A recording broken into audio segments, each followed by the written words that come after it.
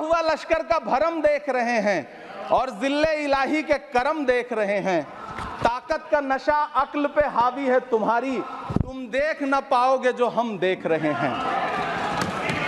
वित्त मंत्री महोदया ने, इस सरकार ने नोटबंदी लगाकर देश की आम जनता की पूंजी छीन ली। बैठे नहीं बोले, कृपया टैक्स लगा करके छोटे व्यापारियों के कारोबार छीन लिए, पेपर लीक करवा करके युवाओं की आंखों से नौकरी के सपने छीन लिए, अग्निवीर लाकर देश के जवानों की उम्मीदें छीन ली, बुलडोजर लगाकर लोगों की। इस बजट में महंगाई पर सिर्फ 10 शब्द बोला है। जिस देश में टमाटर 100 रुपए किलो बिक रहा हो। सभापति महोदय, मेरा टाइम पॉज करें और बार बार इंटरप्ट करने को या तो मना करें। हाँ बोले, कृपया बोले। सभापति महोदय, वित्त मंत्री महोदया ने इस बजट में महंगाई पर सिर्फ 10 शब्द बोले हैं। जिस देश में टमाटर 100 रुपए किलो बिक रहा हो, उस देश की वित्त मंत्री के पास बजट में महंगाई पर बोलने के लिए सिर्फ 10 शब्द है। डीजल, पेट्रोल, आटा, चावल, दाल, सब्जी की महंगाई का तो कोई जिक्र ही नहीं। सावन चल रहा है तो प्याज और लहसुन का दाम पूछना तो शायद पाप होगा। मैंने तो यह भी सुना है कि वित्त मंत्री जी जो चीज खुद नहीं खाती हैं उसके दाम से उनका कोई लेना देना नहीं होता। लेकिन इस बार बजट पेश करने के लिए पार्लियामेंट आने से पहले वित्त मंत्री जी ने दही और चीनी खाई थी। अब तो उनसे यह पूछा जा ही सकता है कि उन्हें दही, दूध और चीनी का रेट तो इन दिनों पता ही होगा। क्या उसे सस्ता करवाएंगी या नहीं सस्ता करवाएंगी? अगर पता है तो कृपया सस्ता करवाइए, क्योंकि इसी चीनी ने अमेठी में एक मंत्री महोदया का राजनीतिक कैरियर कड़वा कर दिया। सभापति महोदय, अपने शीश महलों में बैठे हुए सरकार के सांसद और मंत्री कह रहे हैं कि महंगाई कम हो रही है। संसद की कैंटीन से बाहर निकल करके एक चाय का कप खरीदिए, तब समझ में आएगा कि महंगाई कम हो रही है या बढ़ रही है। किसी एक दिन अपनी किसी मजदूर की तरह अपनी दिन भर की दिहाड़ी लेकर के बाजार जाइए और अपने बच्चों के लिए राशन खरीदिए, तब पता चलेगा कि महंगाई कम हो रही है या नहीं हो रही है। यहां बैठ करके बड़ी बड़ी बातें करना आसान है। ये चूनर धानी धानी भूल जाते, ये पुरवा की रवानी भूल जाते, जो आकर 4 दिन गांव में रहते तो सारी लंतरानी भूल जाते। सभापति महोदय, इलेक्टोरल बॉन्ड खरीदने के नाम छुपाने वाली सरकार, इलेक्टोरल बॉन्ड खरीदने वालों के नाम छुपाने वाली सरकार इन दिनों आम के ठेला लगाने वालों के नाम जानना चाहती है। मुझे तो होटलों, ढाबों या आम के ठेलों पर नेम प्लेट लगवाने वालों से पूछना है कि कभी खून की बोतल पर देखा है किसी का नाम लिखा हुआ? मुझे पूछना है कि क्या कोरोना के दौरान अपनी उखड़ती हुई सांसों के लिए ऑक्सीजन तलाशने वाले किसी इंसान ने ऑक्सीजन लाने वाले किसी इंसान से पूछा था कि ऑक्सीजन लाने वाला इंसान हिंदू है या मुसलमान है?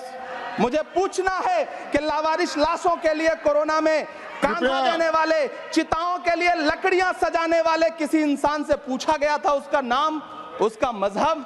लेकिन इन दिनों पूछा जा रहा है। सभापति महोदय, अफसोस देश के प्रधानमंत्री जी ने कभी न टूटने वाली चुप्पी ओढ़ ली है।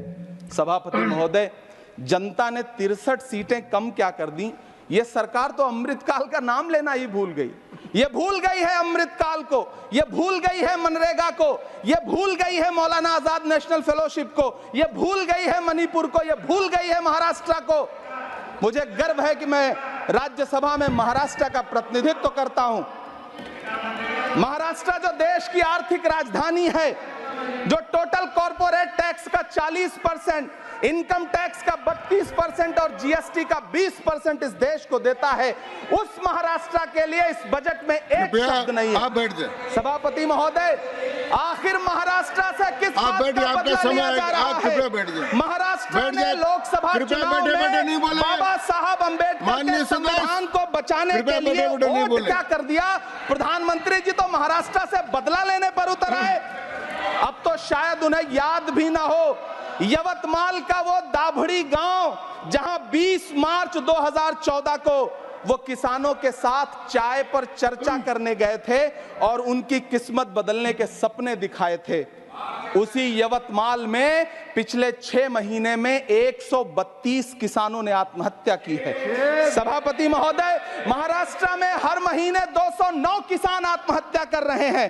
राज्य सरकार द्वारा सौंपा गया आंकड़ा बताता है कि 1 जनवरी से 31 मई के बीच 1046 किसानों ने आत्महत्या की है। लेकिन अफसोस, इस बजट में महाराष्ट्र के किसानों के लिए कुछ भी नहीं है। किसानों से चिढ़ी हुई सरकार ने बजट में किसानों के एमएसपी की लीगल गारंटी नहीं दी। लेकिन याद रखिएगा, जो किसान का नहीं वो हिंदुस्तान का नहीं। सभापति महोदय, मुझे वित्त मंत्री जी से पूछना है कि वो जो कुछ साल पहले 100 स्मार्ट सिटी बनाने का ढोल पीटा गया था, सुना है उस ढोल में पानी भर गया है, इसीलिए आपने उसका नाम बदल करके सिटीज ऑफ ग्रोथ हब्स रख दिया है। अच्छा है, नाम बदलने का खेल खेलते रहिए। आपकी कई सरकारें तो इसी वजह से चल रही हैं। इस सरकार को पढ़े लिखे लोगों से दिक्कत है सभापति महोदय, इसीलिए इस सरकार ने यूजीसी का बजट 66% कम कर दिया है। वाह रही सरकार। सभापति महोदय, मैं वित्त मंत्री जी के संज्ञान में लाना चाहता हूं कि किशनगंज में एएमयू सेंटर के पास 224 एकड़ जमीन है। यूपीए सरकार ने सोनिया गांधी जी की अगुवाई में 136 करोड़ रुपए एएमयू किशनगंज सेंटर के लिए सेक्शन किए थे। लेकिन आपकी सरकार ने पिछले 10 साल में उस 136 करोड़ में से सिर्फ 10 करोड़ रुपया रिलीज किया है। 1.5 करोड़ की आबादी वाला सीमांचल बेहतर शिक्षा के लिए उस सेंटर की बाट जोह रहा है। मेरा आपसे सवाल है कि इस सेंटर का बाकी पैसा आप कब रिलीज करेंगे? मुझे उम्मीद है वित्त मंत्री महोदया जवाब जरूर देंगी। सीमांचल उसी बिहार में आता है जिसकी बैसाखी के सहारे आपकी सरकार चल रही है। वहां के लोगों को एम्स की जरूरत है। महानंदा और कोसी से होने वाली बाढ़ की तबाही को रोकने के लिए बांध बनाइए, सीमांचल के साथ सौतेला व्यवहार बंद करिए। इकोनॉमिक कॉरिडोर बनाने से किसी राज्य का विकास नहीं होगा, विकास होगा स्वास्थ्य और शिक्षा के बुनियादी मुद्दों के लिए बजट देने पर। सभापति महोदय, एक तरफ तो इस बजट में पीएम आवास योजना के तहत 3 करोड़ अतिरिक्त मकान देने की घोषणा है और दूसरी तरफ लखनऊ के अकबर नगर में 1280 वो मकान हैं जिन्हें रिवर फ्रंट बनाने के नाम पे बुलडोजर से जमींदोज कर दिया गया। सभापति महोदय, लोग चीखते रहे, बच्चे बिलखते रहे, वसुधैव कुटुंबकम का नारा लगाने वाली सरकार इंसानों के घरौंदे उजाड़ कर जश्न मना रही है। सभापति महोदय, मेरा बहुत भावुकता के साथ देश के प्रधानमंत्री से सवाल है कि इन उजड़ते हुए मकानों और बेघर होते हुए घरों को देख करके आपको नींद कैसे आती है, आप सो कैसे पाते हैं? मेरा सवाल है इस देश के प्रधानमंत्री से, या तो लोगों के घरौंदे उजाड़ना बंद करिए या फिर करोड़ों मकान बनाने की झूठी घोषणाएं करना बंद करिए। यह बजट झूठ का पुलिंदा है। यह बजट आपके पिछले साल के बजट का कट कॉपी पेस्ट है। यह बजट हमारे चुनावी घोषणा पत्र की नकल करने की एक बेईमान कोशिश है। लेकिन कहावत है ना कि नकल के लिए भी अकल चाहिए। मेरे हाथ में एक तरफ न्याय पत्र है जो हमारा है और दूसरी तरफ अन्याय पत्र है जो आपका है। इस सरकार को आलोचना सुनने की आदत नहीं है सभापति महोदय। जब आप इनसे सवाल पूछिए तो ये शांत कहते हैं कि रहे। आप बताइए 70 साल में आपने क्या किया है। मैं तो इस सदन में कहना चाहता हूं सभापति महोदय कि हमसे 70 साल का हिसाब मांगने वालों, जो सरकार अपना चलाया हुआ 2000 का नोट 7 साल नहीं चला सकी, वो हमसे 70 साल का हिसाब मांगती है। सभापति महोदय, मैं अंत में आपसे यह कहना चाहता हूं, यह बजट बैसाखी पर टिकी हुई सरकार का कुर्सी बचाओ बजट है। इस बजट में राज्यों के साथ, किसानों के साथ, नौजवानों के साथ, महिलाओं के साथ, देश के मिडिल क्लास के साथ अन्याय किया गया है और इस अन्याय का खामियाजा आपको महाराष्ट्र, हरियाणा और झारखंड के चुनाव में भुगतना पड़ेगा।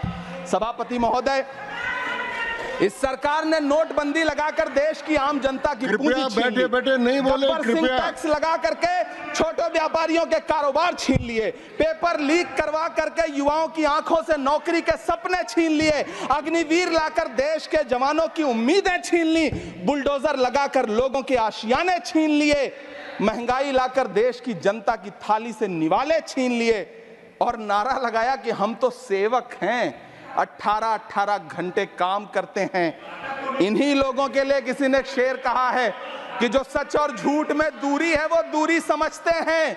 सियासी हाकिमों की हम भी मजबूरी समझते हैं। वो अपना हक समझते हैं निवाला छीन लेने को। डकैती को बहुत से लोग मजदूरी समझते हैं। हमें पता है कि कैसी मजदूरी की जा रही है। सभापति महोदय, मैं यहां खड़ा होकर के अंत में आपसे कहना चाहता हूं कि इस बजट में तमाम राज्यों के साथ अन्याय किया गया है। इस बजट में युवाओं के साथ अन्याय किया गया है, महिलाओं के साथ अन्याय किया गया है, और खास तौर से महाराष्ट्र के लिए कुछ नहीं रखा गया है। महाराष्ट्र बाढ़ से जूझ रहा है, पानी बरसने से वहां 1500 से ज्यादा लोग मारे गए हैं। उस शहर को, उस राज्य को 4000 करोड़ के पैकेज की जरूरत है ताकि जो फसलें बर्बाद हुई हैं लोगों को राहत दी जा सकी। लेकिन अफसोस, इस बजट में महाराष्ट्र के लिए ऐसा कुछ भी नहीं है। मैं आखिर में यह कहना चाहता हूं कि पिछले 7 दिन से इस बजट का बड़ा ढिंढोरा पीटा जा रहा है, इसे महान बताया जा रहा है। लेकिन कौन महान बता रहा है? सत्ता पक्ष के लोग, उन्हें तो बताना ही है।